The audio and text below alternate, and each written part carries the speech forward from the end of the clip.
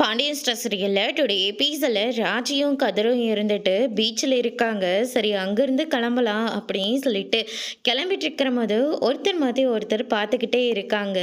அப்படியே அந்த சாமியை பார்க்குற மாதிரி இருக்கு அப்படின்ற மாதிரி அங்கே ஒரு சாமியார் பாட்டி வந்து சொல்லிக்கிட்டு இருக்காங்க.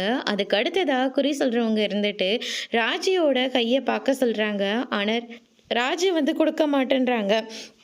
கதிரோட கையை வலுக்கட்டாயமாக வாங்கிட்டு, நீ இந்த பொண்ணை கட்டினதுனால உன் தலையெழுத்தே மாறப்போதும், உன் பேர் என்னையா அப்படின்னு சொல்லிட்டு கேட்கவும், கதிரவன் அப்படின்ற மாதிரி சொல்கிறாங்க. அது எப்படி இப்படி ஜொலிச்சிட்ருக்கோ அதே மாதிரி உன்னோட வாழ்க்கையும் ஜொலிக்க போகுது அப்படின்ற மாதிரி சொல்கிறாங்க. இதை கேட்டோன்னே கதிருக்கு ரொம்பவே சந்தோஷமாக இருக்குது. இது எல்லாமே இந்த மகராசியை கட்டினதுனால தான். இன்னும் நீ எவ்வளோ பெரிய இடத்துக்கு போக போகிறேன்னு மட்டும் பாரு. இங்க பாருமா, நீ இவரை கட்டிட்டே அப்படின்னு சொல்லிட்டு வருத்தப்படாத. உன்னோட ஆசைகள் எல்லாத்தையும் இந்த மகராசன் எல்லாத்தையும் நிறைவேற்றி வைப்பான். அதே மாதிரி உன் காலை தரையில கூட படவிட மாட்டான். உன் கண்ணில் கண்ணீர் வந்தா அதை அவனால் தாங்கிக்கவே முடியாது அப்படின்னு சொல்லிட்டு ஒவ்வொன்றத்தையும் புட்டு புட்டு வைக்கிறாங்க. ஐயோ அம்மா, நீங்க சொன்ன வரைக்கும் போதும், இந்தாங்க முதல்ல இந்த பணத்தை வாங்கிட்டு இங்கிருந்து நீங்க கிளம்புங்க, எங்களுக்கும் வேலை இருக்கு, நாங்களும் கிளம்பணும் அப்படின்ற மாதிரி சொல்கிறாங்க. ராஜிக்கு ஒரே சந்தோஷமாக இருக்கு. சரி, நீ இங்கே இரு, நான் போய் சோளம் வாங்கிட்டு வரேன் அப்படின்னு சொல்லிட்டு அங்கேருந்து கிளம்புறாரு. அதுக்கு அடுத்ததான் இந்த பக்கம் நம்ம கோமதியும் நம்ம மீனாவும் வீட்டுக்கு வந்துடுறாங்க. நடந்த எல்லா விஷயத்தையும் அரசிக்கிட்ட வந்து சொல்லிக்கிட்டு இருக்காங்க. அரசி இருந்துட்டு, ஐயோ அண்ணி இங்கே பாருங்க, ராஜி அண்ணியும் கதிர் அண்ணனும் பீச்சுக்கு போயிருக்காங்க, ரெண்டு பேரும் ஃபோட்டோஸ் எடுத்து ஸ்டேட்டஸில் வச்சுருக்காங்க அப்படின்ற மாதிரி ஸ்டேட்டஸை வந்து கோமதி வந்து வாங்கி பார்க்குறாங்க. இங்கே நான் என் புருஷன் கூட பேச முடியலன்னு சொல்லிட்டு வருத்தப்பட்டுட்ருக்கேன், ஆனால் இவ மட்டும் சந்தோஷமாக இருக்கா இல்லை அப்படின்னு சொல்லிட்டு ஃபோனை போட அவளுக்கு அப்படின்ற மாதிரி சொல்கிறாங்க. மீனா இருந்துட்டு, எதுக்கத்த ராஜிக்கு ஃபோன் பண்ண சொல்கிறீங்க அப்படின்னு சொல்லிட்டு கேட்கவும், பின்ன என்ன, நான் மட்டும் இங்கே கஷ்டப்பட்டுட்டு இருக்கான்ல அப்படின்ற மாதிரி சொல்கிறாங்க.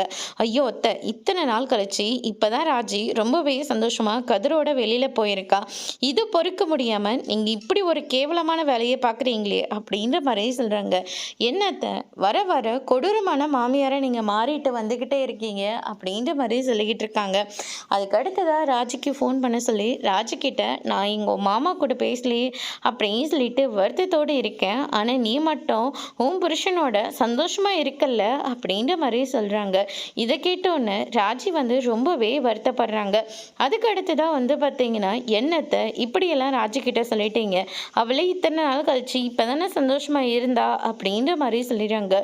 ஐயோ, நான் இப்படி இறங்கிட்டேனே, இப்படி மாறிட்டேனே அப்படின்னு சொல்லிட்டு ரொம்பவே வருத்தப்பட்டுட்டு மறுபடியும், சரி நீ அவளுக்கு ஃபோன் பண்ணு அப்படின்ற மாதிரி சொல்கிறாங்க. ஆனால் அரசு இருந்துட்டு, நான்லாம் ஃபோன் பண்ண மாட்டேன்ப்பா அப்படின்ற மாதிரி சொல்கிறாங்க. நீ ஃபோன் பண்ணலன்னா இரு, நானே ஃபோன் பண்ணுறேன் அப்படின்னு சொல்லிட்டு மறுபடியும் ராஜிக்கு ஃபோன் பண்ணி, ஏதோ இந்த அத்தை உங்கள் மாமா கிட்ட பேச முடியலேன்ற கோவத்தில் இப்படியெல்லாம் பேசிட்டேன், என்னை மன்னிச்சிடுமா அப்படின்னு சொல்லிட்டு மன்னிப்பெல்லாம் கேட்டுட்டு, நீ என் பிள்ளையோட சந்தோஷமாக இருக்கணும் அப்படின்ற மாதிரி வாழ்த்தவும் செய்கிறாங்க. ராஜி இதை கேட்டோன்னா, இல்லை அத்தை அப்படியெல்லாம் ஒன்றும் இல்லை அப்படின்ற மாதிரி சொல்லிடுறாங்க. அதுக்கு அடுத்து தான் நம்ம கதிரும் நம்ம ராஜியும் வெளியில் கிளம்பி போயிட்டுருக்காங்க.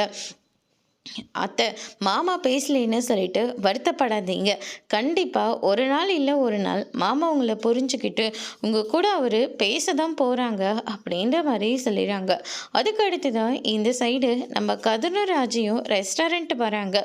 வந்த உடனே உனக்கு பிடிச்சத சொல்லு அப்படின்ற மாதிரி சொல்லிடுறாங்க. எனக்கு என்ன பிடிக்கும்னு உனக்கே நல்லா தெரியுமே அப்படின்ற மாதிரி ராஜி வந்து சொல்லவும், அதுக்கு அடுத்ததாக கதிர் இருந்துட்டு ஒரு சாப்பாடை வந்து ஆர்டர் பண்ணுறாங்க. ஆனால் ராஜி இருந்துட்டு, அதெல்லாம் ஒன்றும் வேண்டாம், நானே சொல்கிறேன், எனக்கு ஃப்ரைட் ரைஸ் வேணும் அப்படின்ற மாதிரி சொல்கிறாங்க. அப்படின்னா ஃப்ரைட் ரைஸும் சிக்கன் கபாவும் அப்படின்னு சொல்லிட்டு நிறைய மெனுவெல்லாம் கொடுத்துக்கிட்டு இருக்காங்க. எதுக்கு இவ்வளோத்தையும் ஆர்டர் பண்ணுற, சாப்பிட்றதுக்காக தான். நீ இந்த மாதிரியெல்லாம் ரெஸ்டாரண்ட்டை போயிருக்கியா, இல்லை இல்லை நீங்கள் கூட்டிகிட்டு போனது தானே அப்படின்ற மாதிரி ராஜு வந்து கிண்டலாக பதில் சொல்லிக்கிட்டு இருக்காங்க. ஆமாம், அத்தையை பற்றி மாமா கிட்ட பேசினியா, மாமாவை அத்தைக்கிட்ட பேச சொன்னியா அப்படின்னு சொல்லிட்டு கேட்கவும், இல்லையே, ஏற்கனவே பேச சொன்னேன். ஆனா அப்பா அதுக்கு ரொம்பவே கோச்சுக்கிட்டாரு. இப்ப மறுபடியும் பேச சொன்னா தேவையில்லாம பிரச்சனை தான் வரும் அப்படின்ற மாரி சொல்றாங்க.